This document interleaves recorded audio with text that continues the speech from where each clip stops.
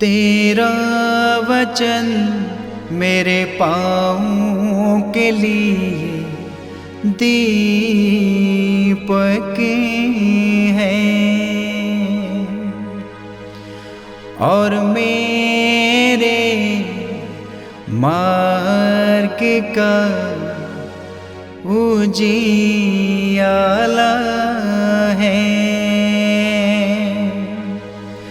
तेरा वचन मेरे पाँव के लिए दीपक है। पहला पाठ निर्गमन ग्रंथ अध्याय 32 पद संख्या 7 से 14। प्रभु ने मूसा से कहा, पर्वत से उतरो, क्योंकि तुम्हारी प्रजा जिसे तुम मिस्र से निकाल लाए हो भटक गई है।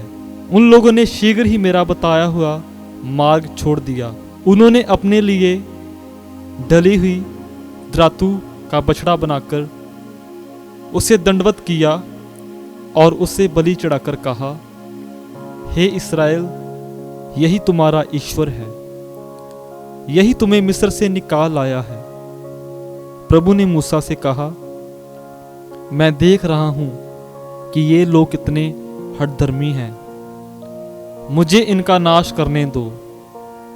मेरा क्रोध भड़क उठेगा और इनका सर्वनाश करेगा। तब मैं तुम्हारे द्वारा एक महान राष्ट्र उत्पन्न करूंगा। मूसा ने अपने प्रभु ईश्वर का क्रोध शांत करने के उद्देश्य से कहा, हे प्रभु, ये तेरी प्रजा है जिसे तू सामर्थ तथा भुजबल से मिस्र से निकाल आया है। इस पर तू कैसे क्रोध कर सकता है?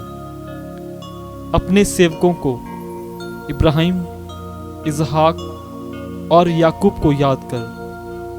तूने शपथ खाकर उन्हें यह प्रतिज्ञा की है, मैं तुम्हारी संतान को स्वर्ग के तारों की तरह असंख्य बनाऊंगा और अपनी प्रतिज्ञा के अनुसार तुम्हारे वंशजों को यह समस्त देश प्रदान करूंगा और वे सदा के लिए इसके उत्तराधिकारी हो जाएंगे।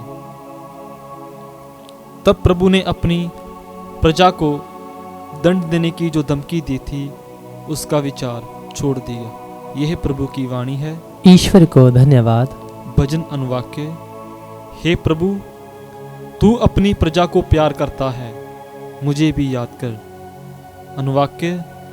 हे प्रभु, तू अपनी प्रजा को प्यार करता है, मुझे भी याद कर। उन्होंने एक प्रतिमा की आराधना की।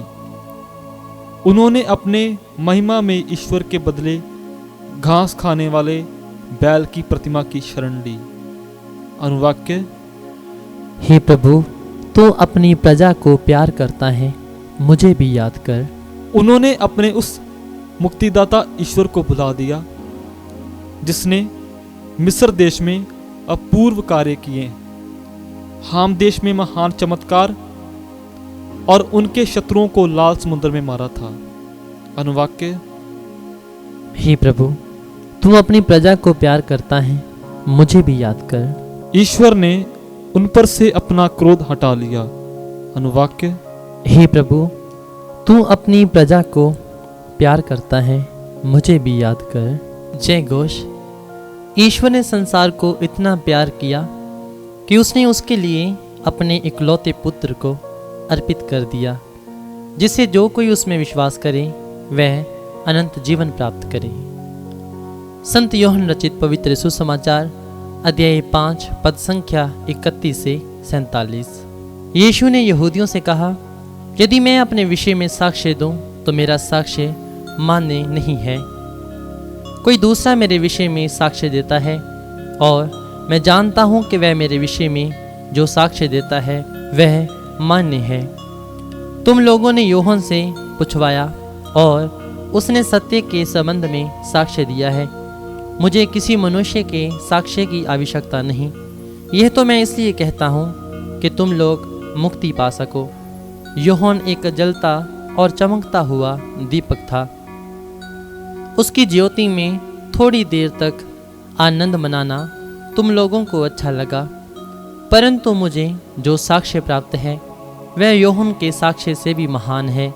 पिता ने जो कार्य मुझे पूरा करने को सौंपा है, जो कार्य मैं करता हूँ, वे ही मेरे विषय में ये साक्ष्य देते हैं कि पिता ने मुझे भेजा है। पिता ने भी जिसने मुझे भेजा है मेरे विषय में साक्ष्य दिया है।